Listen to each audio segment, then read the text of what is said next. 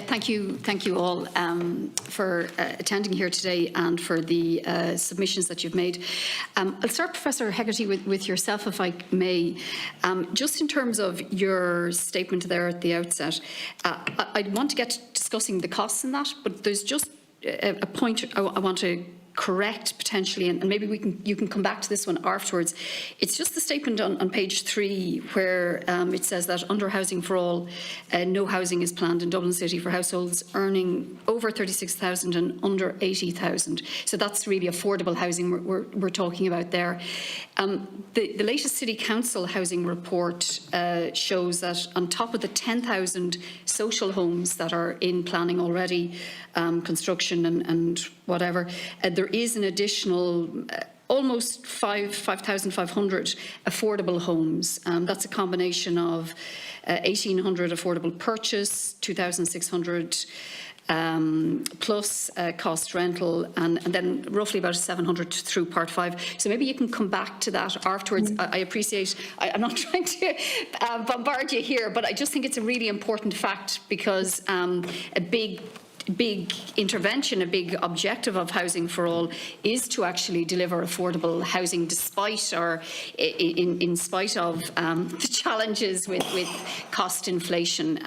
So if we can just come back to that before this, Chair, before the report is finally read into the record, maybe even after the meeting, that would be important. So just in terms of the inflation issue and the cost of inflation, this is a real struggle for us to get our head around, because we're constantly battling the idea of trying to deliver affordable homes and legislation to use state-owned lands to remove or reduce the land costs. Your advice to us is that the taxes and levies are being kept to a minimum, so there isn't really room there. And then the inflationary elements that are captured, I guess there's a myriad of indexes, but the CSO one is really stark. Like that just shows, you know, steel inflation 50 to 60%, timber and wood 50 to 100%.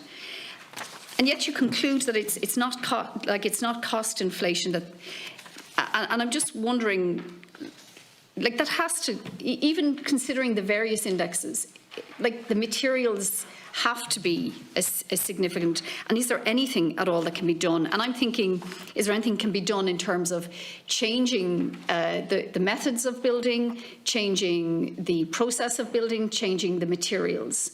And then when talking about the other costs, the costs of risk and uncertainty, what percentage do you think is risk and uncertainty adding to the cost? They're my questions for Professor Hegarty. Thank you. Would you like me to take those now, or? Please, Professor Hegarty, yeah. Yeah, thank you. Firstly, I suppose to clarify the Dublin City Council housing provision, I'm basing my breakdown on the housing needs demand assessment that was done by the Department of Housing, and also on the affordability criteria that have been published by the Department of Housing. And that's to state that effectively the affordable housing scheme is a subsidy on people, it's a subsidy that goes between the market price and the amount that people can borrow. And at the rates, at the sales price rates that are in Dublin now, when you take off the subsidy that's available and you divide the rest up by what a mortgage can achieve, that you're effectively looking at households earning over 80,000 in order to have the mortgage to get them to the level that the affordability subsidy will bring them up to market prices. So I would stand over the figure that I would give on that. The affordable housing that is planned for Dublin will be very, very heavily subsidised, probably in the region of 150,000 per unit, and depending on if that is on public or private land, in the majority of cases, it will effectively be a second mortgage for those homeowners into the future on that scheme. In relation to some of the other costs, I suppose I wouldn't make the statement that they're all minimised, and they're real costs. In relation to VAT or professional fees or those kind of costs, I think they are obviously real costs. In relation to changing methods of building and materials. I think that's the wrong way to go at it. Reducing standards in the short term is just giving a long-term problem. I think there's a lot the state could do in relation to procurement. If you look at some of the material costs you've quoted there, the price that people are paying is a factor of industry capacity in some ways. So if you're looking for 200 windows or 200 bathroom suites for a housing development, you'll get a particular price. If you're looking for 2,000, you might skip the queue and get a better price. I think the state is in a position to look at procuring building materials at scale, particularly components, the vast majority of which are imported. So I'm thinking of things like bathroom fittings, kitchen fittings, windows, doors, heating systems, those kind of high value items that could be procured at scale and possibly standardised in terms of some housing schemes. So you're effectively being a smarter buyer rather than somebody buying lower quality. I think that's a better way to look at it, and that isn't something that hasn't been considered. And given that the state is looking at a high level of provision over the next number of years, I think they're in a very good position to do deals across Europe in terms of procurement of materials, because they would be guaranteeing a supply chain to the producers and would likely get good prices, because they'd be de-risking that industry for the producer in that country into the future. And that's just one small suggestion of what could be done. In relation to the cost of risk and uncertainty, it's very difficult to say what percentage that is. If you speak, I've spoken, I should say, in preparation for today, I spoke to 4 people directly involved in delivery, one in a local authority, one in private practice, one in an approved housing body, and one in a cooperative. So some of my comments are drawn from some of their level of involvement at the moment.